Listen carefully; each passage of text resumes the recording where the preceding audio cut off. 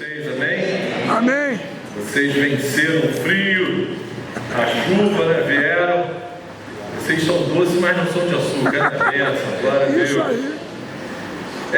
Hoje de manhã, a liderança do Oceânica Kids e do AME, que é a assistência ministerial específica aqui, uma equipe super especial que atua dentro do Kids, estivemos juntos, reunidos aqui com um grupo de pais e responsáveis por nossas crianças de 2 a 9 anos de idade. Foi uma bênção.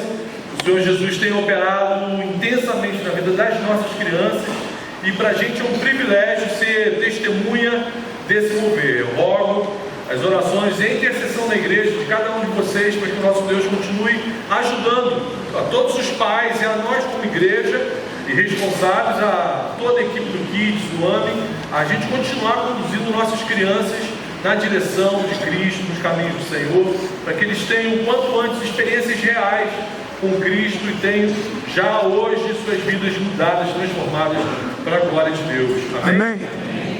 Festa, a vergonha e honra traz vida das cinzas. E aí, no domingo passado, no momento em que ela estava sendo executada essa estrofe aqui, eu lembrei da história relatada na Bíblia de duas pessoas que antes de se encontrarem com Jesus viviam exatamente esse drama. Uma pessoa desesperada pelo terror do luto e outra atormentada pela tristeza da vergonha, causada pela vergonha. E aí esse encontro com Jesus mudou radicalmente a vida dessas pessoas.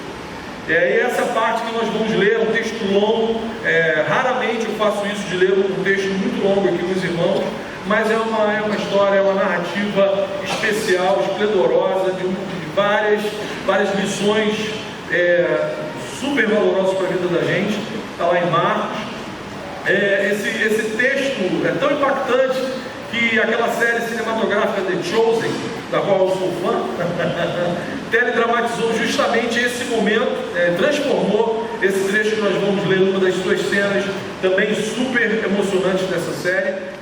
Muito obrigado, porque a tua palavra é viva, Senhor, é impactante, é transformadora, e nesse momento o nosso coração anseia justamente para ouvir a tua voz. Fala com a gente, da mesma forma como o Senhor tem mudado ao longo desses anos a vida de milhões de seres humanos, muda a nossa vida também aqui, Senhor. Transforma, fala o nosso coração, cura a nossa alma, cura o nosso corpo, Senhor. O Senhor continua o mesmo. Então fala com a gente nesse momento, tem misericórdia da minha vida, da vida dos meus irmãos, que o teu Espírito fale intensamente no coração de cada um aqui nesse momento, é o que eu te peço, em teu nome nós oramos.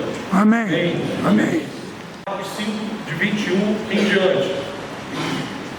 Tendo Jesus voltado de barco para outra margem, uma grande multidão se reuniu ao seu redor enquanto ele estava à beira do mar. Então chegou ali um dos dirigentes da sinagoga, chamado Jairo.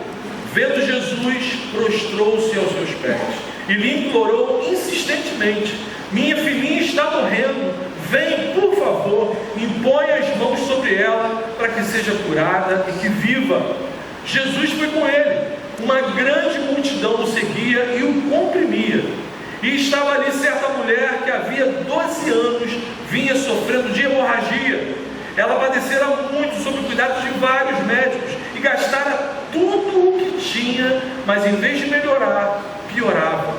Quando ouviu falar de Jesus, chegou por trás dele, no meio da multidão, e tocou em seu manto, porque pensava: se eu tão somente tocar em seu manto, ficarei curada. Imediatamente cessou sua hemorragia e ela sentiu em seu corpo que estava livre do seu sofrimento. No mesmo instante, Jesus percebeu que dele havia saído poder. Virou-se para a multidão e perguntou: quem tocou em meu manto? Responderam os seus discípulos: vês a multidão aglomerada ao teu redor e ainda perguntas: quem tocou em mim?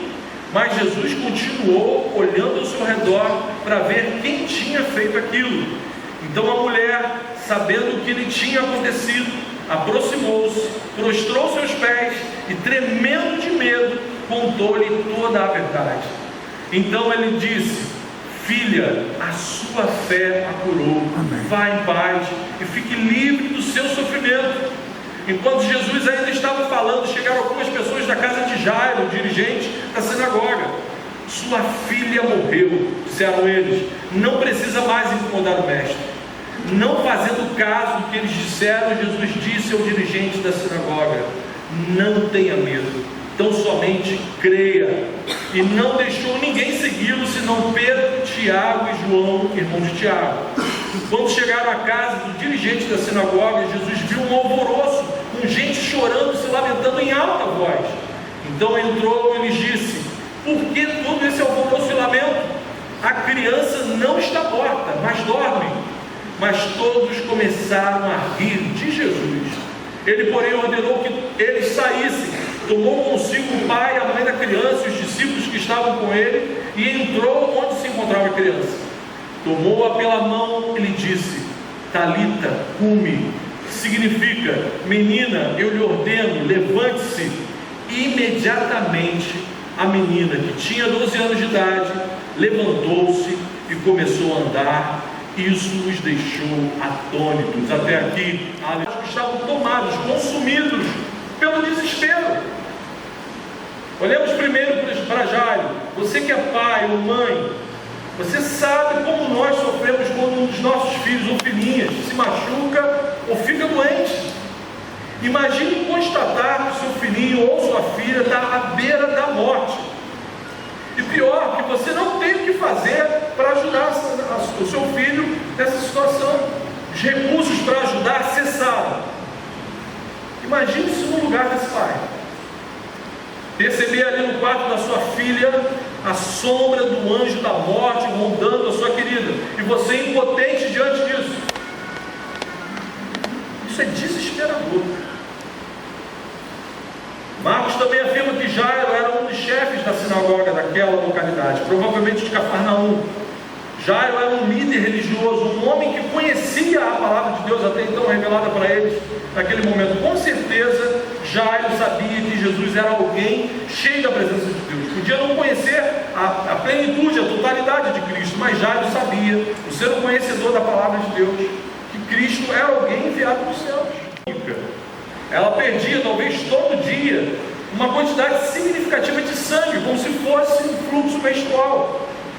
Numa época em que não existiam recursos, remédios para conter ou para controlar esse fluxo hemorrágico. Não existiam absorventes íntimos no século I. Por mais que ela se esforçasse para disfarçar, o sangramento era visível.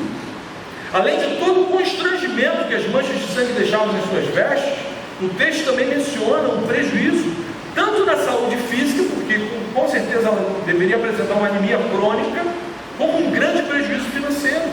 Marcos faz questão de frisar que ela empobreceu por causa da busca pelo tratamento. Quanto mais ela procurava médico, menos resolvia o problema, mais pobre ela ficava. E mais, esse quadro trágico lhe causava um grande problema social e religioso. Por quê? O sangramento a tornava impura, segundo a lei de Moisés. Sobre o tempo, é bem diferente da minha e da sua. Observe, assim que Jesus percebeu que dele havia saído o poder, ele para a comitiva, que era uma comitiva urgente, ia para a casa daquele pai desesperado. Jesus olha à sua volta, todo mundo apertando, comprimindo, empurrando ele, e ele pergunta: quem tocou na minha roupa? Aqui é importante a gente frisar que essa pergunta não significa que Jesus realizou um milagre de forma inconsciente, involuntária. De forma alguma, nenhum ser humano surpreende o nosso Deus. Jesus não é pego de surpresa. Quando ele pergunta quem tocou o meu manto, não significa que alguém o pegou de surpresa. O que aconteceu então? Por que Jesus faz esse tipo de pergunta? Jesus intencionalmente para tudo e faz um convite para que aquela mulher anônima fosse restaurada. Além da questão física, além da doença física, Jesus sabia que ela sofria por causa de questões sociais e religiosas. Jesus queria que ela fosse curada também da sua grave questão social e plenamente restaurada na sua fé. Mas enquanto a mulher do fluxo hemorrágico recebia a graça, Jairo, o pai daquela adolescente doente à beira da morte, vivia o desespero do inferno. Percebam, aquela mulher já havia sido curada, e Jesus ali conversando: o que aconteceu, como é que é? Conta para mim como foi. E Jairo ali desesperado. Vocês conseguem imaginar a cena? Imagine a ansiedade desse pai. Os discípulos já estavam irritados com a palavra. Pô, Jesus, querer saber agora, no meio desse mafuado todo, quem encostou no Senhor? Quase que os discípulos falaram, tenha paciência. Se essas duas pessoas estivessem, imagina a ansiedade do pai, mas se essas duas pessoas estivessem numa sala de emergência hospitalar, qualquer médico que tratasse primeiro da mulher, deixasse a adolescente morrer, muito provavelmente seria processado por negligência profissional. Se você for até Jesus buscando ajuda, você vai receber bem mais do que você estava esperando. Tenha certeza disso. Muitas vezes a gente não recebe o que tinha em mente, muitas vezes a gente não recebe o que estava planejando na própria cabeça, mas a gente sempre recebe bem mais do que a gente esperava receber. Vamos para o ponto alto da história. Muito embora a menina tenha morrido, Jesus olha para Jairo e diz que vai continuar caminhando com Jairo. Não, vou contigo até a sua casa, estamos juntos, fecharam, fechamento. Versículo 38. Quando chegaram à casa do dirigente da sinagoga, Jesus viu um alvoroço com gente chorando e se lamentando em alta voz. Então, aquele que torna a luta em festa, a vergonha em honra, aquele que traz vida das cinzas, diz: por que todo esse alvoroço e lamento? A criança não está morta, mas dorme. Amém, aleluia. Versículo 40. Todos começaram a rir de Jesus. Gente, parece um plano de bipolar, né? Em segundos eles estão chorando. Aí Jesus dá uma palavra dessa, eles começam a zombar, a rir, a caçoar. Jesus, que estrago a queda fez na raça humana. As pessoas que choravam aparentemente enlutadas começaram a rir. Ao longo dos séculos, muitas pessoas continuam rindo e zombando do nosso Senhor. Mas sabe o que Jesus está aí para essas pessoas? Jesus não está nem aí para essas pessoas. Ele continua mesmo curando, restaurando, ressuscitando, trazendo vida da onde não há mais esperança, operando milagre. Percebam, Jairo havia procurado Jesus para uma cura e não para uma ressurreição. Coloque suas causas diante de Jesus. Tanto Jairo como aquela mulher que foi curada se colocaram aos pés de Jesus. Quando foi a última vez em que você se colocou aos pés de Jesus e suplicou por sua ajuda? Seja paciente. Eu posso ouvir um amém? Só paciente. Amém. Amém. Faz assim: Senhor, opera isso na minha vida, Senhor. Sabe? Bota a própria mão na cabeça. Tem igreja que faz isso. Bota a mão na cabeça. Eu quero, Senhor. Seja paciente. Calma. Relaxe. Fique de boa. Fala isso com a sua alma. Seja paciente, alma estressada. Confie e descanse em Jesus, mesmo no meio da tempestade, mesmo vendo seu ente querido baixando no jazigo. Confie e descanse em Jesus, mesmo diante das más notícias. O que Jesus falou para Jairo naquele momento tem que ficar gravado na nossa alma, na nossa mente, no nosso coração. Não tenha medo, tão somente creia. Isso tem que ficar gravado na nossa alma. Aleluia, Senhor, aleluia, Senhor. Como é bom falar do Senhor, como é bom ler a Tua palavra, Senhor. Como é bom examinar essa Escritura que gera vida na vida da gente, Senhor. Muito obrigado por Tua palavra, Senhor. Obrigado por Teu amor, pela Tua graça inexplicável, Senhor. O que nós somos para o Senhor nos amar assim. Muito obrigado, Senhor, pela Sua graça, pela Tua palavra, Senhor. Obrigado pela Tua intervenção na nossa história, Senhor. Jesus, assim como o Senhor, como a gente viu na Tua palavra, que o Senhor curou, manifestou o Teu poder, manifesta o Teu poder hoje, agora à tarde, Senhor, aqui no meio do Teu povo, Senhor. Amém. Levanta o abatido, Senhor. Cura o doente, Senhor. Conceda paz para os aflitos, Senhor. Ressuscita aqueles que ainda estão mortos dos seus pecados e delitos, Senhor. Receba o nosso louvor, Senhor. Receba a nossa gratidão, a nossa adoração. A gente quer confessar com os nossos lábios e dizer para o Senhor que não há nada, nem ninguém melhor que o Senhor. Amém. Em teu nome, Jesus. Amém e amém. Aleluia.